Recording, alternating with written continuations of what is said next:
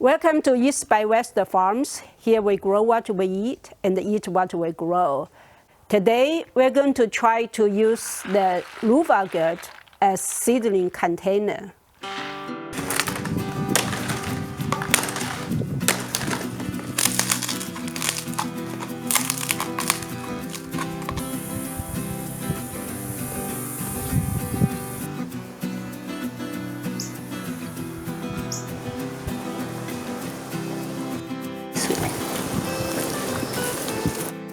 If you're a gardener, you know that we use this kind of seedling container quite a lot. The problem is that these are made of plastic and they don't last very long, maybe 2 or 3 seasons, and then you have to toss it away. That is a big waste, and I'm trying to looking for a way to reduce that. Today I'm going to try using the Luffa gourd for that. I think it probably will work very well. In front of me is a pile of Luffa gourd. These are actually from last year's harvesting. There are many uses of Luffa gourd. I like to eat them when they are young. The problem in Texas is when the weather gets hot and dry, then the gourd gets bitter and it's not edible anymore. But that's not a waste. You can actually just let it grow and get old, and then you get something like this. This is a small one, and you could get a huge one like this. The primary use of this, of course, is to use it as sponges. You can process it, take the skin off, and that's a very soft sponges that you use for dishwashing and for shower. Some people also use this in soap. We don't make soap over here. That may be our next adventure. So they will chop this up and put it in soap. We have plenty of sponges. We need to find some use for this. What I'm going to do is try to use this as the seedling container and see how that works. I already prepared a few, and that seems to fit into this tray pretty well. And what I can do is to fill the soil and put seeds in here. To cut the Luffa gourd into small pieces like this, the first thing is I need to take the seeds out. So I just use a pair of scissors to cut the end off, and it actually have lots of seeds.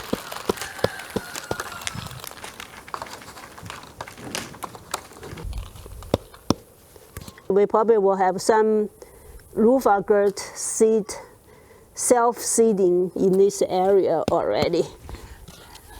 You can hear that they are all out because it no longer rattles. And then you just cut it to the height that you want.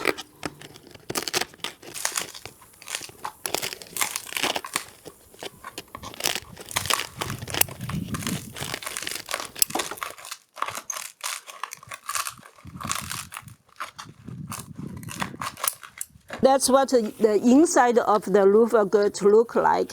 It already have 3 compartments. You can just kind of squeeze it, and then you will be able to put 3 seeds in there. Of course, this one doesn't have a bottom. It probably is not that critical, but you can also cut the web off and then push it down. And that kind of give you a little bit a bottom for that. One done. That's pretty straightforward.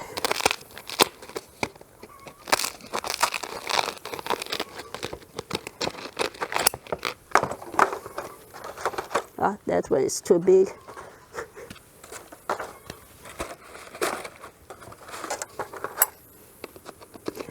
Or if you want to have a bottom, you can cut this a little bit longer than you need it.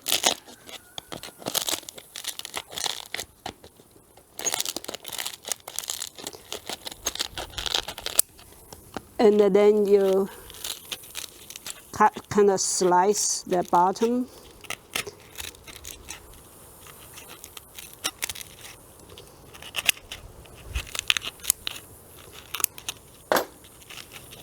Now you can fold the edge,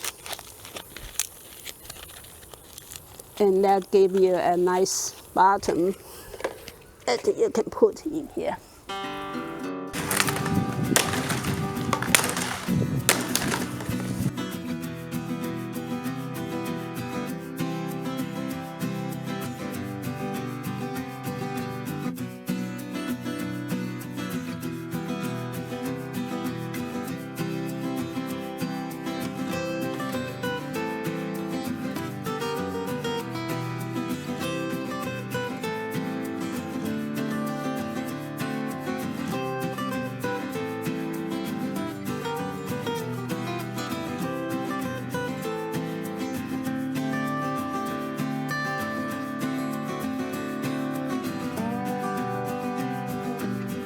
I have 2 trays of Luffa dirt that filled up the cell.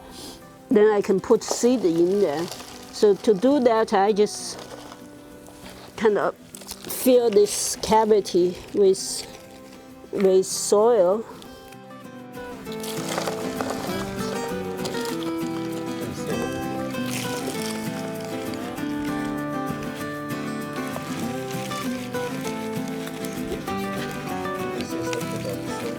The soil I'm using is native soil here, which is the black gumbo, and it's very heavy clay.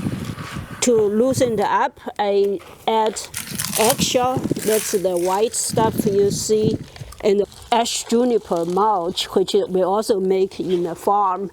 We don't buy soil from commercial sources for 2 reasons. I heard all the story about people getting soil from, and then they have bad things in there and damage the plants. Another reason is they come with big plastic bag, and that's additional waste. So we're trying to minimize that. So the best way is use whatever we have in the farm over here for all the planting.